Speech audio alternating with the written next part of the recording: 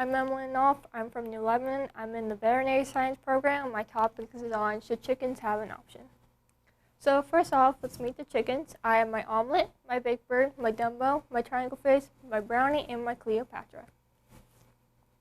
So imagine this. You're a girl and you have two friends, a boy and a girl. You want to talk about clothes shopping, but your guy friend does not feel comfortable about it. So you talk to your lady friend who does. But when you talk about sports, your lady friend does not like sports, so you talk to your guy friend who does. Hens are like us. They prefer to have more than one option to go to. My materials are my chickens. I use separate fencing, my clipboard, my device used for sounds, which was my phone, watermelon, and carrots. For my project, I have my 6 hens separated into groups of 3. One of my chickens will represent the dependent variable, and the other hens will be considered the independent variable. During my experiment, I ran 2 experimental tests, which I included multiple tiny sets in each. My first test was a noise, and my other test was a food. So the question on my research project is, do chickens feel like they need to have more than one option?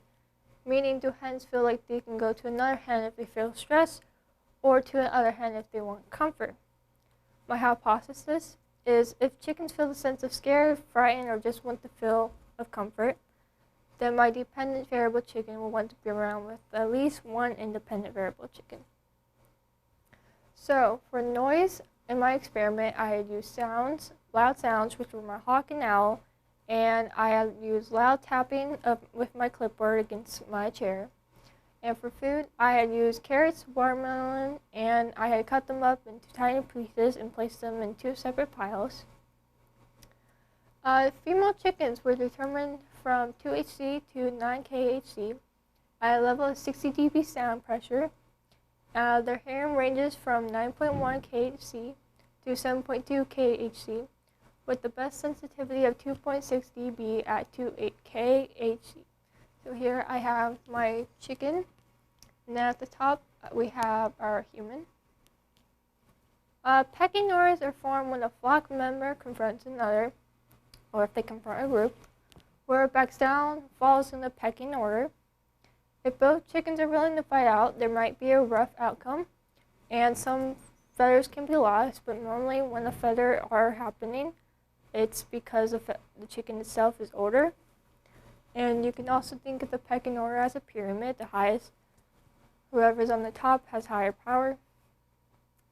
So this is my chart that I use for both my tests. I have my rows on the top and my columns on the side.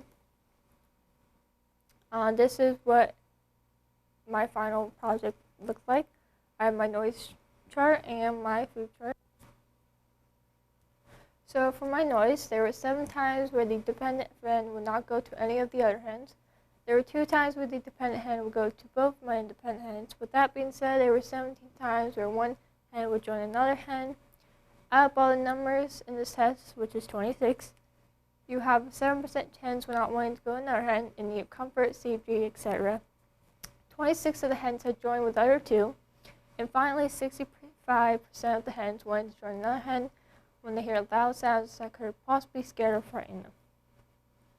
For food, 8 of my hens did not want to join with the other. 3 of my hens felt comfortable going to both my independent hens. 15 of the hens wanted to join only 1 out of the 2. Turn these numbers into percentages out of 26. You have 8 is 30%, 3 is 11%, and 15 is 57%. These are just what the numbers look like on a chart, top being my noise and my bottom being the food.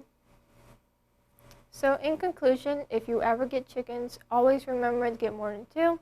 Chickens are like us. They want to go to someone when they feel like they need a comfort, or maybe they just do not want it at all.